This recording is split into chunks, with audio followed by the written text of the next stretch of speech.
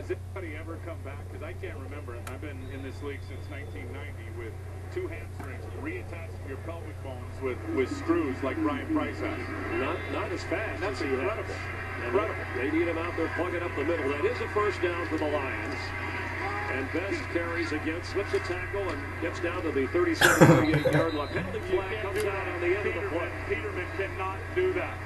The play was ending. Yeah, the play was ending. They're defenseless defenders. I mean, defensive players need some help somewhere. You got everybody wrapping up, trying to get the ball carrier down, and Stephen Peterman comes flying out of nowhere, trying to clean up the pile. I feel bad for defensive players in this league. You can't hit anybody on defense. Personal foul, unsportsmanlike conduct, number 66.